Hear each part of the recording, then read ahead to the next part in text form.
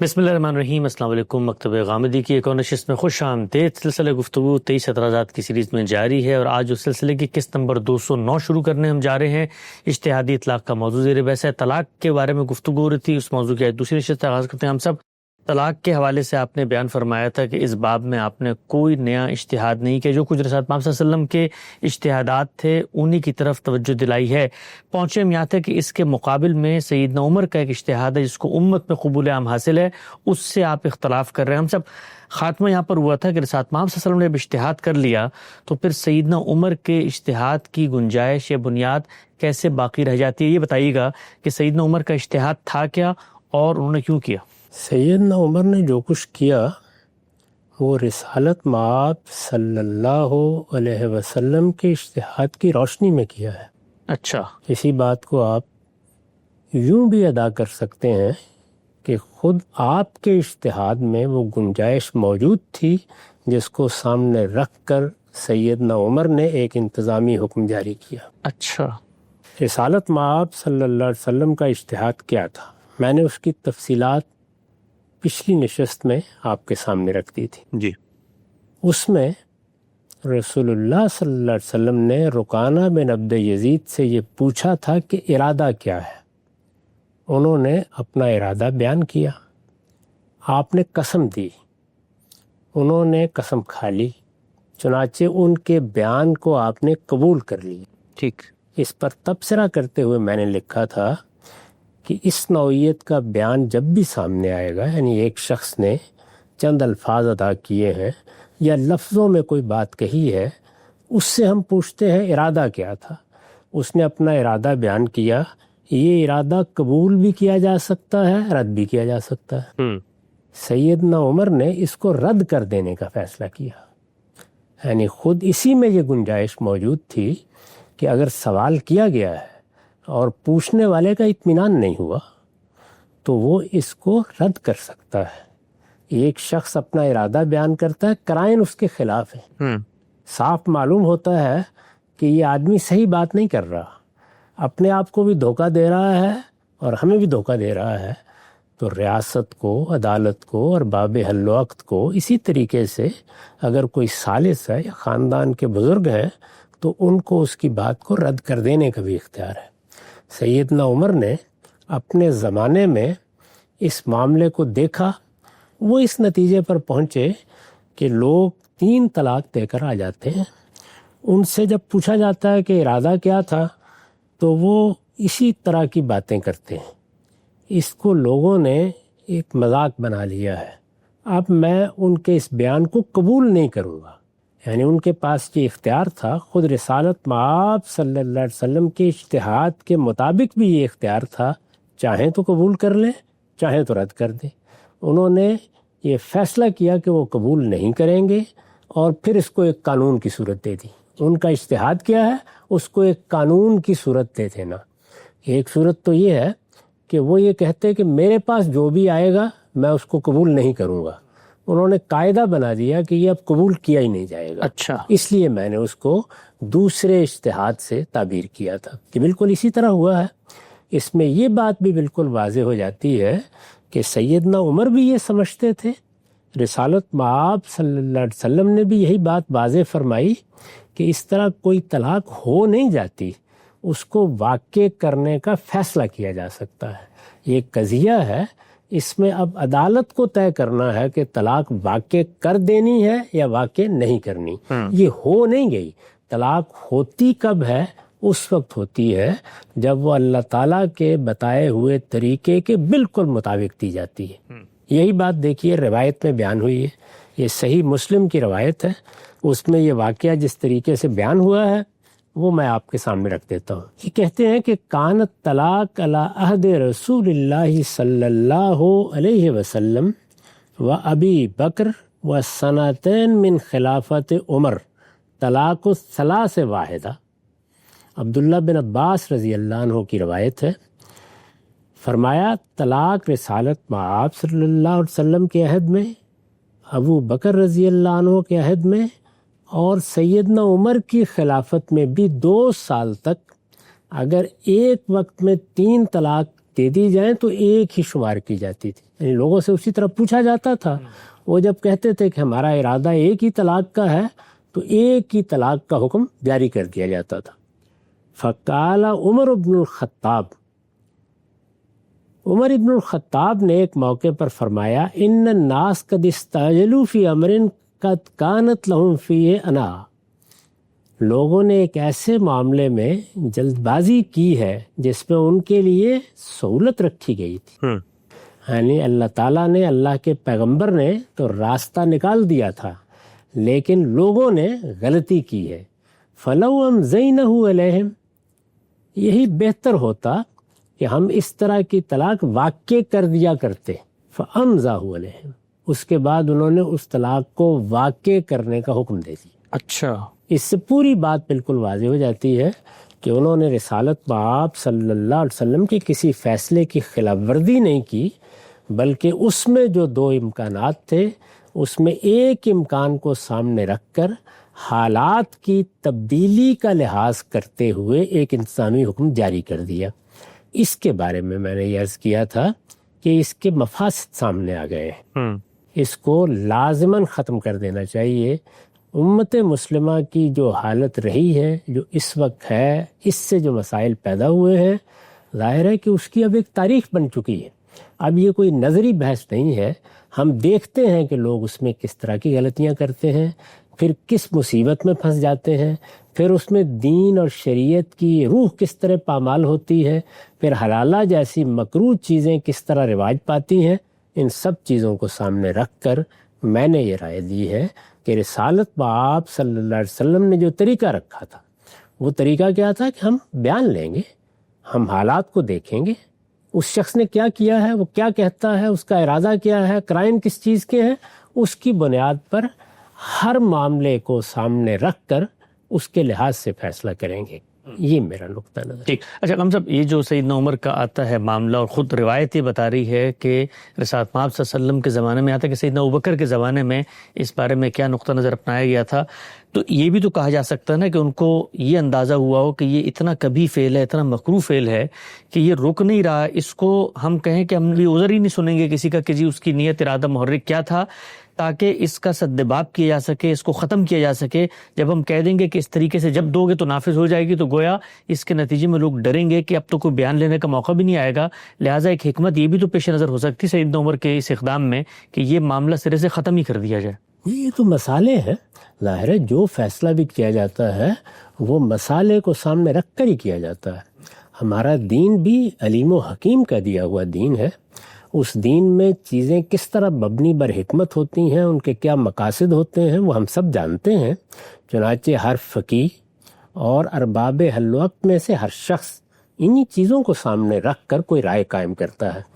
میرا مقصد صرف یہ تھا کہ اس پہ کوئی خلاف ورزی نہیں ہوئی، بلکہ وہ گنجائش موجود تھی کہ وہ اگر چاہیں تو اپنے زمانے میں یہ رائے قائم کر لیں۔ اس رائے کو وہ عام حالات میں بھی اختیار کر سکتے تھے اور اس کو ایک قانون کی صورت بھی دے سکتے تھے، بلکہ یہ معلوم ہوتا ہے کہ وہ اس کے ساتھ سزا بھی دیا کرتے تھے۔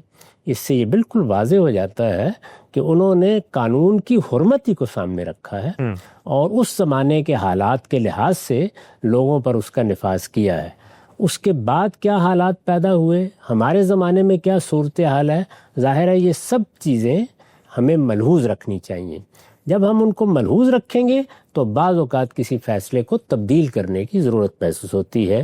میں نے یہی عرض کیا ہے کہ اس کو تبدیل کر دیا جائے۔ اجتہادی اطلاقات، انتظامی فیصلے یہ ہمیشہ مسالے کو سامنے رکھ کر اور حالات کے لحاظ سے ہوتے ہیں، تاہم جو قاعدہ ان میں کار فرما ہوتا ہے اس کی خلاف ورزی نہیں ہونی چاہیے، اور میں نے عرض کیا تھا کہ نہ اس کی خلاف ورزی رسالت مآب صلی اللہ علیہ وسلم نے کی ہے نہ سیدنا عمر نے کی۔ ٹھیک، اچھا ہم سب یہ اب رسالت مآب صلی اللہ علیہ وسلم کے چونکہ یہ خلفاء ہیں، آپ کے ساتھی، آپ کے بعد انہوں نے اس نظم و نسق کو آگے لے کر چلے ہیں، تو اب اس میں خود رسول اللہ فرماتے ہیں کہ علیکم بسنتی و سنت الخلفاء راشدین المہدیین اور ما انا علیہ واصحابی۔ تو اب جو امت کا آگے نقطہ نظر رجحان ہوا وہ تو یہ تھا کہ سیدنا عمر کا جو کچھ اسوہ ہے اس کو اپنا لیا جائے۔ تو پہلے مجھے بتائیے گا اصولی طور پر کہ اللہ کے پیغمبر کے بعد آپ کے صحابہ جب اس طرح کے کسی معاملے میں کچھ چیز کرتے ہیں تو رسول اللہ صلی اللہ علیہ وسلم تو ہمارے لیے ان کو اسوہ قرار دے کر گئے ہیں کہ بھی ان کے طریقے پہ چلو، تو پھر اس سے سیدنا عمر نے، ساتھ صلی اللہ علیہ وسلم نے ایک فیصلہ کیا، وہ اپنے زمان و مکان کی رعایت ہے کہ سیدنا عمر نے جب دوسرا فیصلہ کر دیا تو اب آپ کو، ہمیں سب کو اسی فیصلے کی پیروی کرنی چاہیے، اس لیے کہ اللہ کے پیغمبر نے کہا ہے کہ میرے صحابہ کی پیروی کرو۔ یہ روایت بالعموم موضوع بحث رہتی ہے، اس کا مدعا ہم نے علم النبی میں واضح کیا ہے۔ اس میں جو بات کہی گئی ہے وہ اس نوعیت کا کوئی موضوع زیر بحث ہی نہیں لا رہی۔ اچھا، وہ یہ بتا رہی ہے کہ امت میں جب ایک نظم قائم ہوتا ہے یا اس میں سیاسی معاملات زیر بحث آتے ہیں، اس میں لوگوں کے ساتھ کوئی معاملہ کرنے کی ضرورت پڑتی ہے، اس میں ایک طریقہ، ایک اسوہ وجود میں آتا ہے۔ وہ اسوہ ہے جس کو خود ہمارے ہاں بعد میں منہاج نبوت کہا گیا، یعنی رسالت مآب صلی اللہ علیہ وسلم نے لوگوں کے ساتھ معاملہ کرنے میں، نظم حکومت چلانے میں جو رویہ اختیار کیا، جو طریقے اختیار کیے، وہ طریقے منہاج نبوت ہے۔ آپ کے بعد آپ کے خلفاء نے بھی وہی طریقے اختیار کیے، اسی وجہ سے ان کو خلفائے راشدین کہا جاتا ہے۔ تو وہاں سنت کا لفظ اس معنی میں استعمال ہوا ہے کہ جو لوگوں کے ساتھ معاملہ کرنے میں، سیاسی چیزوں کو دیکھنے میں، اس میں جو رویے مطلوب ہوتے ہیں انہیں اختیار کرنے میں میں نے طریقہ اختیار کیا ہے، اس کی پیروی کرو اور میرے خلفاء کے طریقے کی پیروی کرو۔ اس کے بعد وہ چیزیں آتی ہیں جن کا تعلق علمی اختلافات سے ہوتا ہے، اخلاقی اقدامات سے ہوتا ہے یا تدابیر سے ہوتا ہے۔ جی، ان سب چیزوں میں تنقید ہو سکتی ہے، اس سے اختلاف ہو سکتا ہے، اس لیے کہ علمی معاملات میں بنائے استدلال دیکھی جاتی ہے۔ ٹھیک، علمی معاملات میں یہ دیکھا جاتا ہے کہ اگر خلیفہ راشد نے بھی کوئی حکم دیا ہے تو اس کی بنیاد کیا ہے، قرآن میں کیا بنیاد ہے، سنت میں کیا بنیاد ہے، علم و عقل کے مسلمات میں کیا بنیاد ہے۔ اس بنیاد سے کوئی شخص اتفاق کر سکتا ہے، کوئی اختلاف کر سکتا ہے، اور اس امت میں یہ اتفاق و اختلاف ہوا ہے۔ چنانچہ خود سیدنا عمر کے اس فیصلے سے لوگوں نے اختلاف کیا ہے۔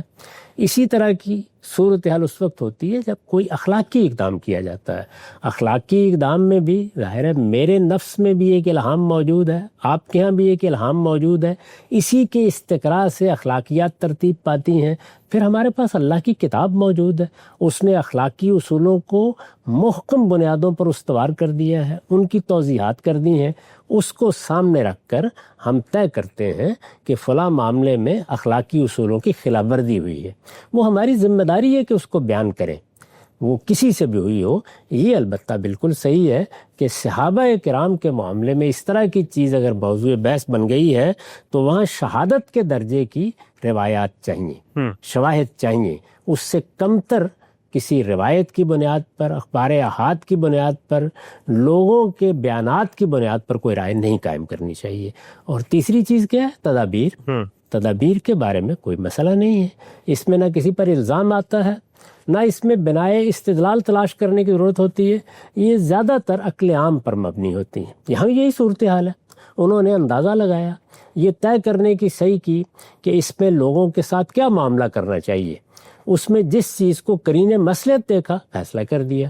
مسالے ہمارے سامنے اپنے نتائج کے ساتھ آ جاتے ہیں، چنانچہ اس میں اگر کوئی چیز غلط واضح ہو گئی ہے تو اس کو فوراً تبدیل کر لینا چاہیے۔ نقطہ بالکل واضح ہو گیا، آگے بڑھاتے ہیں۔ اچھا غام صاحب، یہ جو سیدنا عمر کا اجتہاد تھا جس کو پوری امت میں قبول عام حاصل ہوا، کہا جاتا ہے کہ یہ جمہور علماء فقہا کا موقف ہے، تو آپ سے پہلے بھی کیا کسی نے سیدنا عمر کے اس اجتہاد سے اختلاف کی جسارت کی ہے، یا کوئی امت کے اندر ایسا زاویہ بھی رہا کہ رسالت پاک صلی اللہ علیہ وسلم کا جو اجتہاد تھا اسی کی طرف ہمیں لوٹنا چاہیے، گویا 3 طلاق کو 3 نہیں بلکہ ایک ہی تسلیم کرنا چاہیے، یعنی بیان کی اہمیت ہونی چاہیے، بندہ بتائے کہ اس کے پیش نظر کیا تھا؟ اس پر بڑی تفصیلی بحث خود امام ابن تیمیہ نے کی ہے۔ اچھا، چنانچہ انہی کی رائے پر ہمارے ہاں بھی اہل حدیث حضرات ایک ہی طلاق قرار دیتے ہیں۔ یہ ایسی کوئی نادر چیز نہیں ہے، میں نے اس کا ریشنل متعین کر کے بتایا ہے۔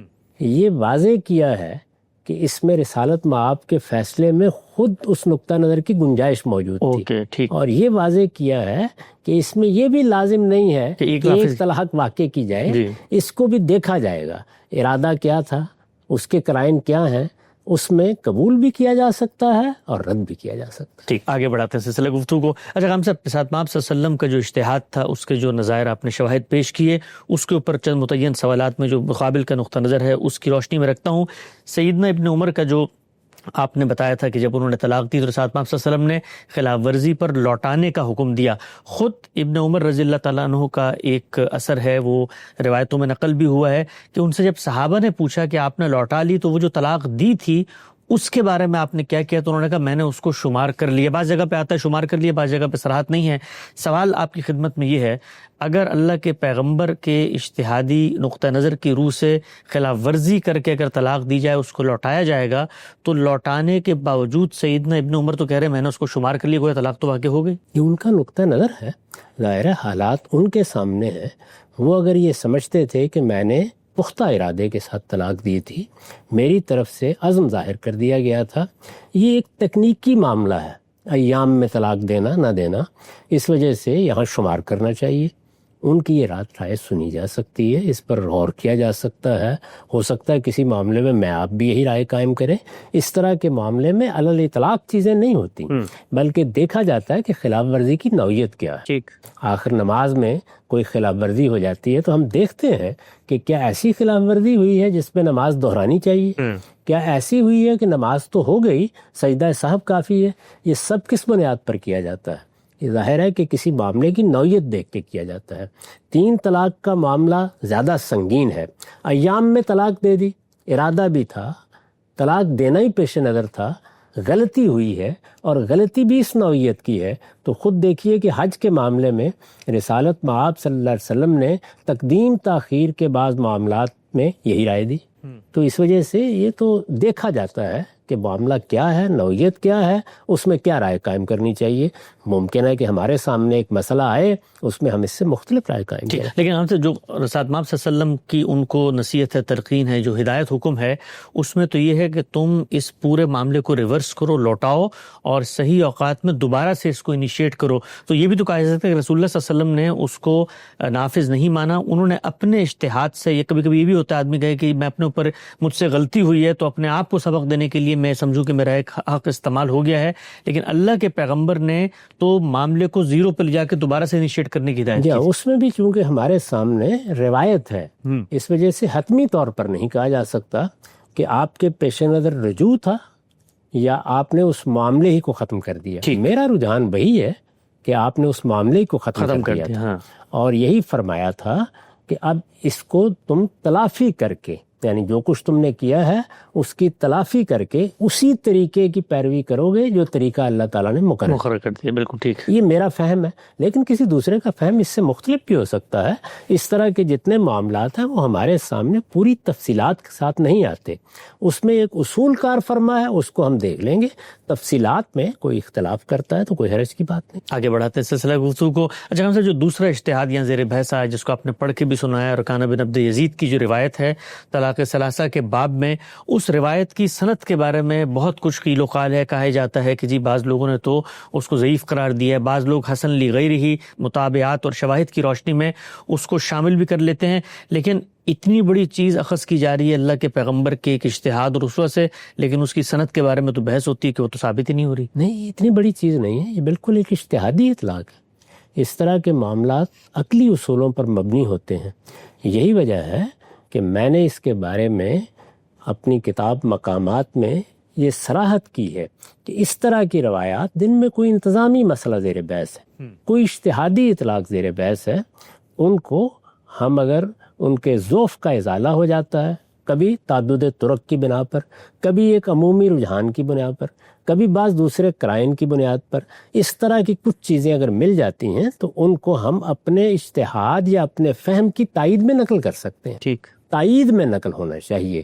رسالت مآب صلی اللہ علیہ وسلم نے جو کچھ کیا ہے اس میں کوئی نیا دین یا دین کا نیا حکم نہیں دیا جا رہا، ٹھیک، اس میں ایک عقلی نوعیت کا فیصلہ کیا جا رہا ہے، جن فیصلوں کی بنیاد عقل عام پر ہوتی ہے، قواعد عامہ پر ہوتی ہے، ان میں اس اصرار کی کوئی وجہ نہیں ہے۔ وہ فیصلے تو ہو جانے ہیں، ان میں مختلف احتمالات ہوتے ہیں، ان میں سے کسی احتمال کو ترجیح دینی ہے۔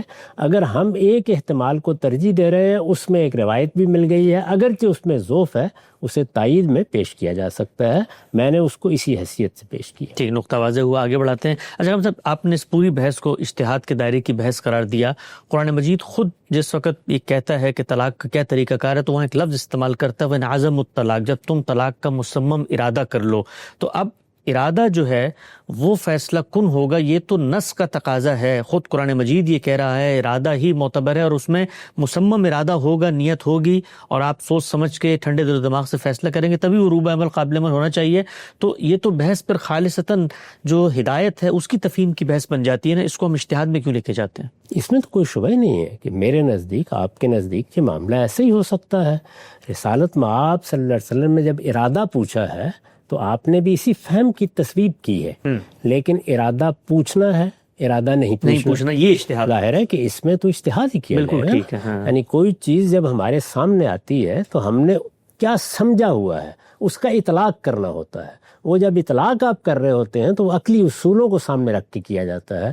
اس میں یہ فیصلہ کرنا پڑتا ہے کہ کیا اطلاق صحیح ہوا ہے، کیا اطلاق غلط ہوا ہے. تو یہ اس باب کی بحث ہے. باقی بہت سی چیزیں ہیں جن کو ہم سمجھتے ہیں یا جن کے لیے ہم کچھ قرائن پیش کر سکتے ہیں یا کسی لفظ کی بنیاد پر بحث کر سکتے ہیں، وہ ایک الگ موضوع ہے کہ ارادہ ہونا چاہیے، ارادہ نہیں ہونا چاہیے. عقل عام بھی کہتی ہے کہ جو چیزیں قولاً صادر ہوتی ہیں ان میں ارادہ پوچھنا چاہیے. قرآن مجید کے الفاظ بھی تائید کر رہے ہیں. تو اس لیے فہم کی بنیاد پر بھی یہ رائے قائم کی جا سکتی ہے، عقل عام کی بنیاد پر بھی یہی رائے قائم ہونی چاہیے. حضور کے سوال سے بھی یہی بات معلوم ہو. نقطہ بالکل واضح ہوا. اچھا ہم سب یہ رسالت پاک صلی اللہ علیہ وسلم کے اجتہادات ہیں جن کی روشنی میں آپ نے اپنے نقطہ نظر کی تصویب کی کہ بھئی یہ میں وہی بات کر رہا ہوں جو اللہ کے پیغمبر نے کہی، نئی بات نہیں ہے. کہا جاتا ہے کہ اگر اللہ کے پیغمبر کے اجتہاد کی یہی حیثیت ہے، آپ کے قول کی یہی اہمیت ہے، تو پھر مقابل کا بھی ایک قول موجود ہے جس میں خود رسالت پاک صلی اللہ علیہ وسلم فرما رہے ہیں کہ ثلاثۃ جدہن جد والہزلہن جد، النکاح والطلاق والعتاق. غصے میں ہو، ہنسی میں ہو، مذاق میں ہو، طلاق دے دی تو ہو جائے گا، نکاح کر لیا تو ہو جائے گا، غلام آزاد کر دیا تو شمار کیا جائے گا. تو اگر اس اجتہاد کی آپ کے نزدیک اہمیت ہے تو وہ جو اللہ کے پیغمبر فرما رہے ہیں کہ ارادہ ورادہ نہیں دیکھا جائے گا، ہنسی ہو، مذاق ہو، غصہ ہو، کچھ بھی ہو، کہو گے تو نافذ ہو جائے گی. اس کے یہ معنی نہیں ہے. یعنی اس کی تحقیق کر کے یہ دیکھنا کہ سند کیا ہے، روایت کی کیا نوعیت ہے، اس سے قطع نظر میں عرض کر رہا ہوں کہ اس معاملے کی یہ نوعیت نہیں ہے. طلاق کے مسئلے میں ایک بیوی ہوتی ہے، ایک شوہر ہوتا ہے. ہمارے سامنے اگر کوئی مقدمہ آ گیا ہے تو اس مقدمے میں کوئی آدمی یہ کہتا ہے کہ میں تو مذاق کر رہا تھا، تو یہ عدالت پر ہے. وہ چاہے تو اس کے قرائن کی بنیاد پر اس بات کو قبول کرے اور چاہے تو اس بنیاد پر نافذ کر دے کہ یہ طلاق کو مذاق کرنے کا معاملہ ہے. اچھا، تو اس لیے یہ مختلف پہلو ہیں. یہ بالکل اسی طرح کی بحث ہے جیسے لوگوں نے ایک لمبے عرصے تک مجادلے کا بازار گرم کیے رکھا کہ ایمان کم ہوتا ہے یا زیادہ. ایک قانون کا پہلو ہے، وہ الگ چیز ہے. ایک واقعہ ہے، وہ بالکل الگ چیز ہے. تو قانون میں جب کوئی چیز حق تلفی کے پہلو سے زیر بحث آتی ہے، ایک عورت آتی ہے، وہ یہ کہتی ہے کہ اس نے مجھے طلاق دے دی ہے اور طلاق اس نے پوری سنجیدگی کے ساتھ دی ہے، اب یہ کہتا ہے کہ میں تو مذاق کر رہا تھا. تو اس موقع کے اوپر اگر یہ کہا جائے کہ اس میں مذاق کوئی چیز نہیں ہوتی، تم نے طلاق دی ہے، یہ عورت کہہ رہی ہے یہ آزاد ہو چکی ہے، تو یہ ہو سکتا ہے، یہ رائے قائم کی جا سکتی ہے. لیکن اس میں بھی ایسا نہیں ہوتا کہ علی الاطلاق یہ باتیں نافذ ہو جاتی ہیں. ایک اصول ہے کہ یہ کہہ دینا کہ میں مذاق کر رہا تھا، یہ کہہ رہا تھا کہ میں سنجیدہ تھا. اس طرح کی بہت سی چیزیں لوگ بعض اوقات قانون کی خلاف ورزی کر کے اور جانتے بوجھتے خلاف ورزی کر کے بھی کہہ دیا کرتے ہیں. تو اس میں اگر کسی موقع پر رسول اللہ نے یہ فرمایا ہے کہ ایسی چیزوں کو ہم اہمیت نہیں دیں گے تو یہ بالکل ٹھیک ہے. لیکن اہمیت نہیں دیں گے، کیا یہ علی الاطلاق کوئی فیصلہ ہے؟ جس طریقے سے یہاں آپ نے اہمیت دی ہے اور ارادہ پوچھا ہے، تو جب کسی روایت کو آپ پڑھتے ہیں تو اس کے لیے ضروری ہے کہ آپ اس کو قرآن مجید کے اندر رکھ کر دیکھیں، اس کو دین کے قواعد عامہ میں رکھ کے دیکھیں، اس کو عقل عام کے مسلمات کے اندر رکھ کے دیکھیں، پھر اس میں وہ شرائط، وہ حدود، وہ قیود عائد کی جاتی ہیں. یہ بات اگر اس طریقے سے کہی جائے کہ لوگ روز آئیں آ کر یہ کہہ دیں کہ میں تو مذاق کر رہا تھا، تو یہ معاملہ مذاق کا نہیں، ہم نہیں قبول کریں گے. جیسے کہ سیدنا عمر نے دیکھیے کیا کیا، لوگ آ کے یہ بات کہہ دیتے ہیں کہ میں نے تو 3 طلاق دی تھی، بس 3 طلاق کے الفاظ منہ سے نکل گئے تھے، یا ایسے ہی کہہ دیا تھا، یا میں غصے میں تھا، میرے پیش نظر ایک ہی طلاق دینا تھا. انہوں نے کہا ہم نہیں قبول کریں گے. یہ اسی نوعیت کی بات ہے، اس کو علی الاطلاق کوئی فیصلہ نہیں قرار دینا چاہیے. نقطہ بالکل واضح ہو گیا. خود یہ جو روایت ہے، اس کا جو سیاق ہے، کانٹیکسٹ ہے، وہ اسی بات کی تائید کرتا ہے. جیسا محمد صلی اللہ علیہ وسلم کے سامنے ایک بندہ پیش کیا گیا جس بندے کے بارے میں مشہور تھا کہ وہ اس طرح لوگوں کو نکاح کرتا رہتا ہے، غلام خریدتا ہے، ان کو مذاق میں آزاد کرتا ہے، بعد میں پھر پکڑ لیتا ہے. کان الرجل یطلق النساء. اس شخص کے بارے میں اللہ کے پیغمبر نے کہا کہ اگر اس طرح کا کوئی آدمی آتا ہے اور وہ بعد میں عذر پیش کرتا ہے جب اس سے مطالبات کیے جاتے ہیں نکاح کرنے کے بعد حقوق کے کہ میں تو مذاق کر رہا تھا، تو اس طرح کی چیز کو قابل عمل نہیں سمجھا جائے گا، اگرچہ یہ روایت سند کے کسی معیار پہ پوری نہیں اترتی اور نہ کسی امہات حدیث کتب میں اس کو نقل کیا گیا ہے. شاہ صاحب آخری چند چیزیں میں چاہتا ہوں وہ بھی ذرا واضح ہو جائیں. آپ کے نقطہ نظر کے مطابق اگر کوئی میاں بیوی شادی سے پہلے یہ لکھ دیں کہ ہم جو قرآن مجید کا بتایا ہوا طریقہ ہے اس کی خلاف ورزی کر کے اگر کبھی زندگی میں غصے میں، رد عمل میں، آپا دھاپی میں، افراتفری میں طلاق کے الفاظ کہہ دیں تو وہ کسی بھی صورت میں شماری نہ کیا جائیں، تو اس چیز کی گنجائش موجود ہے؟ یقینا ظاہر ہے کہ کوئی آدمی یہ بتا سکتا ہے کہ میری طبیعت پر بعض اوقات برا اثر ہوتا ہے، میں کبھی کبھی اپنے اشتعال پر قابو نہیں پاتا، تو مجھ سے اگر کوئی ایسی چیز صادر ہو جائے تو اس کو قانونی لحاظ سے نہ دیکھا جائے. یہ بات کہی جا سکتی ہے اور اس کا لحاظ کیا جا سکتا ہے، لیکن پھر یہ معاملہ ایک قضیہ ہوگا، یہ پھر عدالت کے سامنے جا سکتا ہے. اس میں عورت بھی اپنا مقدمہ لے کے جا سکتی ہے، خاندان بھی لے جا سکتا ہے، جیسے سیدنا عمر لے کر چلے گئے، اس میں پھر عدالت فیصلہ کر سکتی ہے. ٹھیک. آخری سوال صاحب، آپ یہ فرماتے ہیں کہ کسی بھی حکومت ریاست کے اندر شخصی معاملات الگ ہوتے ہیں اور ریاست کی مداخلت صرف ان چیزوں میں ہوتی ہے جہاں جان مال آبرو کے خلاف زیادتی یا حق تلفی ہو، تو کیا مسلمانوں کی حکومت میں یہ حق بھی ہے حکمران کو کہ وہ اس طرح کے معاملات میں کوئی چیز قانون کی سطح پر نافذ کر دے؟ کیونکہ یہ تو میرا شخصی معاملہ، میں اگر 3 کو 3 سمجھتا ہوں تو 3 سمجھوں گا، اور 3 کو 1 سمجھتا ہوں تو 1 سمجھوں گا. ریاست کا اس پورے کے پورے دائرے میں کیا مداخلت کی کوئی گنجائش باقی بھی ہے؟ آپ نے نکاح کیا، ہو گیا، اطمینان کے ساتھ آپ میاں بیوی کی حیثیت سے رہیے، طلاق ہو گئی، کوئی جھگڑا پیدا نہیں ہوا، مان لی گئی، خاندان میں مسئلہ طے ہو گیا، حکومت کو کبھی مداخلت نہیں کرنی چاہیے. لیکن کوئی ایک فریق اگر مقدمہ لے کے آ گیا ہے تو اب حکومتی کا فیصلہ نافذ ہوگا. اس میں 2 فریق ہیں، یعنی شخصی معاملات کی نوعیتیں بھی الگ الگ ہوتی ہیں. ایک وہ شخصی معاملات ہیں جن میں میری ذات تک معاملہ محدود ہے، وہاں تو میں فیصلہ کر سکتا ہوں، لیکن جب ایک دوسرا فریق بھی موجود ہے تو یہ فیصلہ اس نے کرنا ہے کہ میں مقدمہ لے کے جاؤں گا یا نہیں لے کے جاؤں گا. میراث کو دیکھ لیجئے، خاندان میں بیٹھ کے مسائل طے ہو گئے، لوگوں نے اپنا حق چھوڑ دیا، اس پر کسی کو اعتراض نہیں کرنا چاہیے. لیکن اگر حقداروں میں سے کوئی اپنا مقدمہ لے کے چلا گیا ہے تو اب یہ ریاست کی، حکومت کی، عدالت کی، ارباب حلوق کی ذمہ داری ہے کہ وہ فیصلہ کریں. وہ فیصلہ کریں گے تو جو ان کے نزدیک قانون کی تعبیر ہے اس کے لحاظ سے فیصلہ کریں گے، اور اگر اس کو کسی قاعدے کی صورت میں نافذ کر دیا گیا ہے اس صورت میں بھی یہی ہوگا. جیسے کہ سیدنا عمر نے یہ بات فرمائی، تو جو معاملہ بھی سامنے آئے گا اس کی نوعیت دیکھی جائے گی. وہ اگر شخصی سطح پر حل ہو گیا ہے تو عدالت کو، حکومت کو گھروں میں جا کے مداخلت نہیں کرنی چاہیے، اور اگر وہ حل نہیں ہوا، وہ حکومت کے سامنے آ گیا ہے، تو پھر ذمہ داری ہے کہ اس معاملے کو لیا جائے، کیونکہ پھر یہ ایفائے حقوق کا معاملہ. نقطہ بالکل واضح ہو گیا ہے. طلاق ثلاثہ، غصے، رد عمل، آپادھاپی، افرادوسی میں دی جانے والی طلاق کے بارے میں غامدی صاحب کی جو آراء ہیں وہ کن اشتہادات پر مبنی ہیں، نقطہ نظر واضح ہوا. یہاں پر خاتمہ ہوتا وقت دوبارہ حاضر خدمت ہوں گے. اب تک آپ کا بہت شکریہ.